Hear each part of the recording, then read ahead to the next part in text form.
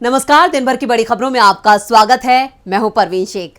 आज इस बुलेटिन में बात होगी राहुल गांधी के अद्भुत और अविश्वसनीय अवतार के, जातिगत जनगणना पर बुरी फंसी मोदी सरकार की। बात करेंगे इंडिया गठबंधन के समर्थन में आई मायावती के, प्रियंका और मोदी के बीच होने वाले महामुकाबले की। साथ ही जानेंगे क्या है ईडी को लेकर सुप्रीम कोर्ट का रुख। और बुलेटिन के आखिर में बात करेंगे मथुरा शाही ईदगाह मामले में सुप्रीम कोर्ट के निर्देश की। इसके साथ ही और भी कई बड़ी खबरों से आपको करवाएंगे रूबरू। लेकिन तमाम बड़ी खबरों से पहले एक नजर सुर्खियों पर।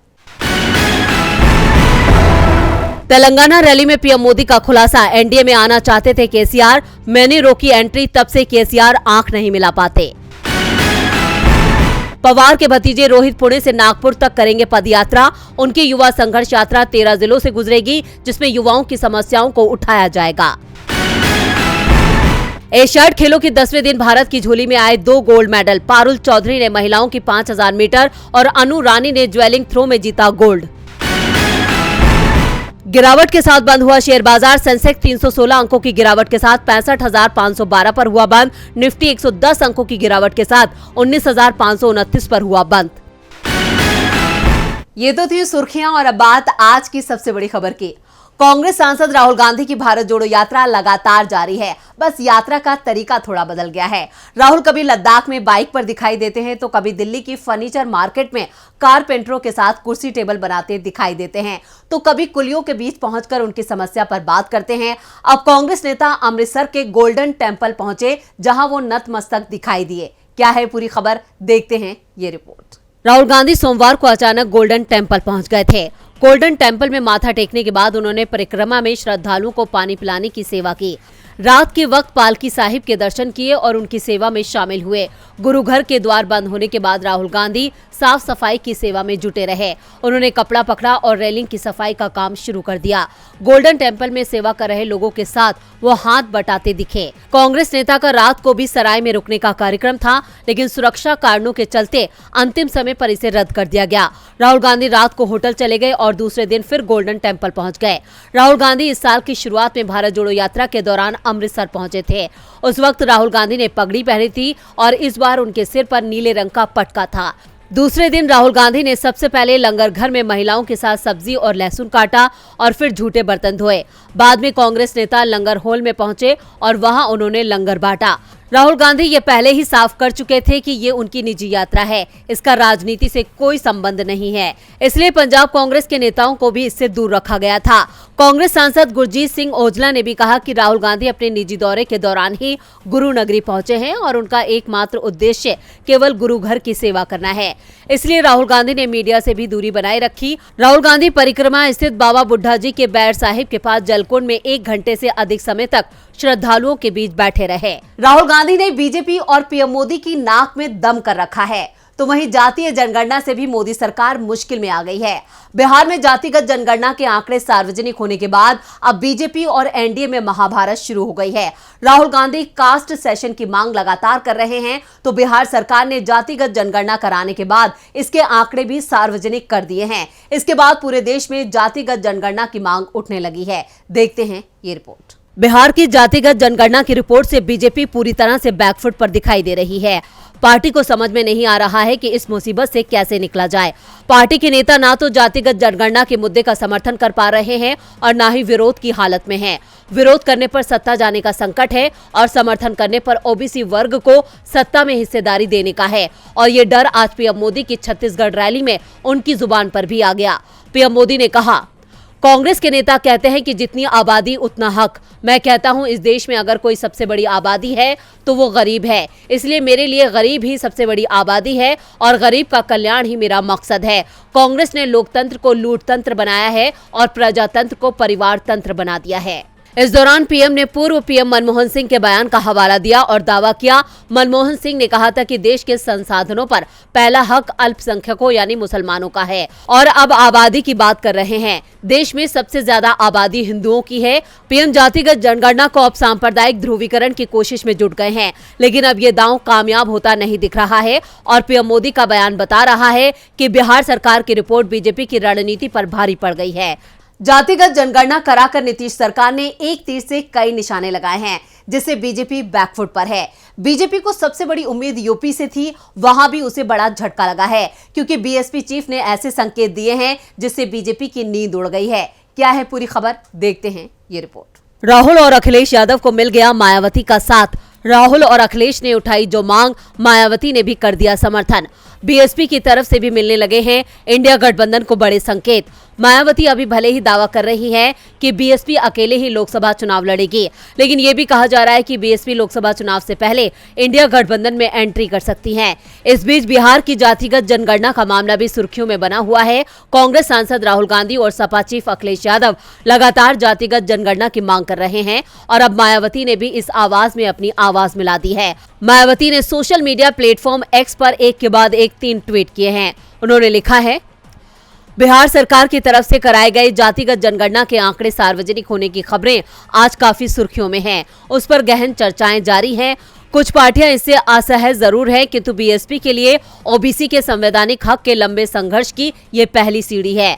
बीएसपी को प्रसन्नता है कि देश की राजनीति उपेक्षित बहुजन समाज के पक्ष में इस कारण नया करवट ले रही है, जिसका नतीजा है कि एससी और एसटी आरक्षण को निष्क्रिय और निष्प्रभावी बनाने के साथ घोर ओबीसी और मंडल विरोधी जातिवादी एवं सांप्रदायिक दल भी अपने भविष्य के प्रति चिंतित नजर आने लगे हैं। इसके साथ ही मायावती ने बीजेपी सरकार से कहा है कि वो पूरे देश में जातीय जनगणना कराए।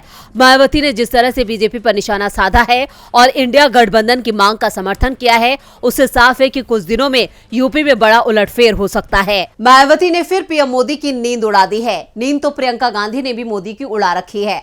5 अक्टूबर को एमपी में प्रियंका और पीएम मोदी के बीच महामुकाबला देखने को मिलेगा। ये दोनों अपनी अपनी पार्टी की जीत के लिए जनता के दरबार में होंगे। क्या है पूरी खबर, देखते हैं ये रिपोर्ट। 5 अक्टूबर का दिन मध्य प्रदेश के लिए काफी खास होने वाला है। चुनाव आयोग साफ कर चुका है कि 5 अक्टूबर के बाद वो कभी भी विधानसभा चुनावों का ऐलान कर सकता है। ऐसे में गुरुवार को चुनावों का ऐलान भी हो सकता है। चुनाव को लेकर तो अटकलें चल ही रही हैं, लेकिन 5 अक्टूबर को प्रियंका गांधी का एमपी दौरा तय हो चुका है और पीएम मोदी भी इसी दिन एमपी आ रहे हैं। पिछले 10 दिनों में पीएम का ये तीसरा एमपी दौरा है। पीएम की जबलपुर में सभा होगी तो कांग्रेस महासचिव प्रियंका गांधी धार जिले के मोहनखेड़ा पहुंचेंगी। प्रियंका सबसे पहले मोहनखेड़ा तीर्थ के दर्शन करेंगी, फिर टंटिया मामा की मूर्ति का अनावरण करेंगे। टंटिया मामा के सहारे प्रियंका गांधी प्रदेश की 21% आदिवासी आबादी को साधने की कोशिश करेंगी।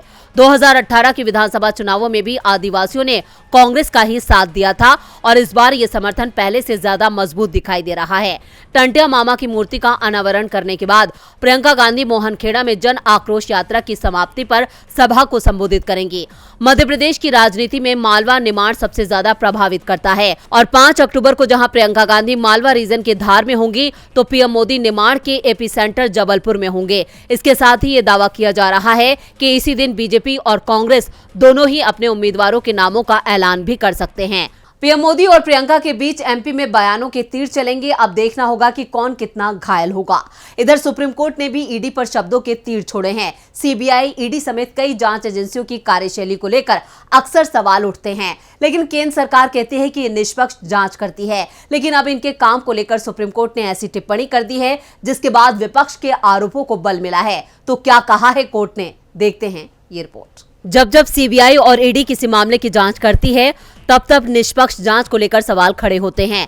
विपक्षी दल कई बार आरोप लगा चुके हैं कि विपक्ष की आवाज को दबाने के लिए केंद्र सरकार इन जांच एजेंसियों का इस्तेमाल करती है। इन्हीं आरोपों को लेकर सियासत भी गर्म रहती है। वहीं अब सुप्रीम कोर्ट ने गंभीर टिप्पणी की है। सुप्रीम कोर्ट ने प्रवर्तन निदेशालय को नसीहत देते हुए कहा है कि किसी भी मामले में बदला लेने जैसी कार्रवाई न की जाए। कोर्ट ने सख्त होते हुए कहा है कि जांच की प्रक्रिया पारदर्शी और निष्पक्ष होनी चाहिए। दरअसल supreme court real estate group M3M के डायरेक्टरों की याचिका पर सुनवाई कर रहा था। रियल एस्टेट कंपनी के 2 डायरेक्टर पंकज और बसंत बंसल को ईडी ने मनी लॉन्ड्रिंग के एक मामले में 14 जून को पूछताछ के लिए बुलाया था। इसके बाद उसी दिन उन्हें एक दूसरे केस में ईडी ने गिरफ्तार कर लिया। दोनों ने पीएमएलए के सेक्शन 19 के तहत गिरफ्तारी को अवैध बताते हुए सुप्रीम कोर्ट में याचिका फाइल की। उन्होंने ये भी कहा कि इस गिरफ्तारी में पंजाब और हरियाणा हाईकोर्ट के आदेश को भी किनारे कर दिया गया। इस याचिका पर आज कोर्ट में सुनवाई हुई। इस दौरान सुप्रीम कोर्ट ने दोनों ही डायरेक्टरों को तत्काल रिहा करने का आदेश दिया है। कोर्ट ने कहा कि ईडी ने दोनों डायरेक्टर को मौखिक रूप से ही गिरफ्तारी का कारण बता दिया। उन्हें इस मामले में कोई लिखित दस्तावेज भी नहीं दिया गया। बेंच ने कहा कि इस कार्रवाई से ईडी की कार्यप्रणाली पर सवाल खड़े होते हैं। ये तब और भी गंभीर मामला है जब एजेंसी को देश की आर्थिक सुरक्षा की जिम्मेदारी दी गई है। ईडी को किसी के साथ बदले की भावना से कार्रवाई करने की जगह पूरी पारदर्शिता और निष्पक्ष रवैये से काम करना चाहिए। अब कोर्ट ने भले ही ये नसीहत एक मामले को लेकर दी हो, लेकिन इससे विपक्ष के आरोपों को बल जरूर मिल रहा है। सुप्रीम कोर्ट के इस रुख से मोदी सरकार की मुश्किलें बढ़ सकती हैं। मुश्किल में तो महाराष्ट्र की शिंदे सरकार भी नजर आ रही है। महाराष्ट्र के नांदेड़ में डॉक्टर शंकर राव चौहान सरकारी मेडिकल कॉलेज और अस्पताल में 12 नवजात शिशुओं सहित 24 लोगों की जान जाने का मामला अभी शांत भी नहीं हुआ था कि महाराष्ट्र के एक और अस्पताल में 18 लोगों की जान चली गई है, जिसको लेकर राज्य का सियासी पारा गर्मा गया है। शरद पवार से लेकर राहुल गांधी ने इसे सीएम शिंदे की नाकामी करार दिया है। क्या है पूरी खबर, देखते हैं ये रिपोर्ट। महाराष्ट्र के नांदेड़ के डॉक्टर शंकर राव चौहान सरकारी मेडिकल कॉलेज और अस्पताल में 30 सितंबर से 1 अक्टूबर के बीच 24 घंटों में 12 नवजात शिशुओं सहित 24 लोगों की जान जा चुकी है। वहीं महाराष्ट्र के एक और अस्पताल से इसी तरह की खबर आज सामने आई है। छत्रपति संभाजी नगर के सरकारी मेडिकल कॉलेज और अस्पताल में आज सुबह 8 बजे 24 घंटे के भीतर कम से कम 18 लोगों की जान चली गई है। और इसी तरह की एक घटना में इस साल अगस्त में ठाणे की सरकारी अस्पताल में 18 लोगों की जान चली गई थी। ताजा घटनाक्रम पर विपक्षी दलों ने राज्य सरकार पर जरूरी दवाओं की आपूर्ति बनाए रखने में विफल रहने का आरोप लगाया है। एनसीपी चीफ शरद पवार ने कहा, अभी 2 महीने पहले ही ठाणे नगर निगम के अलवा अस्पताल में एक ही रात में 18 लोगों की जान चली गई थी, लेकिन इस घटना को गंभीरता से न लेने के कारण नांदेड़ के सरकारी अस्पताल में ऐसी ही गंभीर घटना दोहराई गई। ये सरकारी तंत्र की विफलता को दर्शाता है। कम से कम इन दुर्भाग्यपूर्ण घटनाओं की गंभीरता को देखते हुए राज्य सरकार को ये सुनिश्चित करने की जरूरत है कि ठोस कदम उठाए जाएं ताकि ऐसी घटनाएं दोबारा ना हो। महाराष्ट्र के सरकारी अस्पतालों में हो रही इस लापरवाही को लेकर राहुल गांधी ने सोशल मीडिया एक्स पर लिखा है, महाराष्ट्र में नांदेड़ के सरकारी अस्पताल में दवाओं की कमी से 12 नवजात शिशुओं समेत 24 लोगों की मृत्यु का समाचार अत्यंत दुखद है। सभी शोकाकुल परिवारों को अपनी गहरी संवेदनाएं व्यक्त करता हूं। भाजपा सरकार हजारों करोड़ रुपए अपने प्रचार पर खर्च कर देती है, मगर बच्चों की दवाइयों के लिए पैसे नहीं हैं। भाजपा की नजर में गरीबों की जिंदगी की कोई कीमत नहीं है। महाराष्ट्र के सरकारी अस्पतालों में हो रही इन घटनाओं से लोगों में भी शिंदे सरकार को लेकर खासी नाराजगी है। वहीं सीएम शिंदे इस मामले पर जांच समिति बनाने की बात कर रहे हैं। अब देखना होगा कि सरकारी अस्पतालों में हो रही इन घटनाओं पर कब तक कारगर कदम उठाया जाता है। और बुलेटिन के आखिर में बात मथुरा ईदगाह मामले की। मथुरा का श्री कृष्ण जन्मभूमि शाही ईदगाह विवाद जिला अदालत से लेकर सुप्रीम कोर्ट तक चल रहा है। इस मामले में आज हुई सुनवाई में कोर्ट ने हाईकोर्ट से मामले का रिकॉर्ड मांगा था और साथ ही कोर्ट ने हाईकोर्ट के रजिस्ट्रार पर बेहद सख्त टिप्पणी की है। क्या है पूरा मामला, देखते हैं ये रिपोर्ट। श्री कृष्ण जन्मभूमि शाही ईदगाह विवाद पर अब सुप्रीम कोर्ट 30 अक्टूबर को सुनवाई करेगा। दरअसल सुनवाई मंगलवार को होनी थी। सुप्रीम कोर्ट ने 21 जुलाई को शाही ईदगाह कमेटी की याचिका पर इलाहाबाद हाईकोर्ट से रिकॉर्ड मांगा था, लेकिन ये रिकॉर्ड सुप्रीम कोर्ट को उपलब्ध नहीं कराया गया। हाईकोर्ट से जब कोई जवाब नहीं आया तो कोर्ट ने हाईकोर्ट के चीफ जस्टिस के संज्ञान में इस मामले को लाने के लिए कहा है और 30 अक्टूबर को अगली सुनवाई पर हाईकोर्ट के रजिस्ट्रार को व्यक्तिगत रूप से पेश होने को भी कहा है। दरअसल ईदगाह कमेटी मामले से जुड़े सभी केस इलाहाबाद हाईकोर्ट ट्रांसफर किए जाने का विरोध कर रही है। उसका कहना है कि सुनवाई मथुरा की कोर्ट में होनी चाहिए। हालांकि 21 जुलाई को सुप्रीम कोर्ट ने इलाहाबाद हाईकोर्ट के रजिस्ट्रार जनरल से श्री कृष्ण जन्मभूमि शाही ईदगाह विवाद से संबंधित मुकदमों का डेटा जमा करने को कहा था। Justice SK. कौल और जस्टिस सुधांशु धूलिया की पीठ ने याचिका पर सुनवाई करते हुए टिप्पणी की कि मामले के महत्व को देखते हुए क्या ये बेहतर नहीं होगा कि हाईकोर्ट मामले की सुनवाई करे। अगर इसे उच्च स्तर पर करने की कोशिश की जाती है तो मामले में देरी किसी भी पक्ष के हित में नहीं है। जस्टिस कौल ने कहा कि ये मामला हाईकोर्ट स्तर पर ही सुलझ जाए तो बेहतर होगा। पीठ ने अपने आदेश में कहा था कि हाईकोर्ट के रजिस्ट्रार हमें बताएं वो कौन से मुकदमे हैं जिन्हें सम्मिलित करने की मांग की गई है। तो आज इस बुलेटिन में इतना ही। देखते रहिए डीबी लाइव। नमस्कार।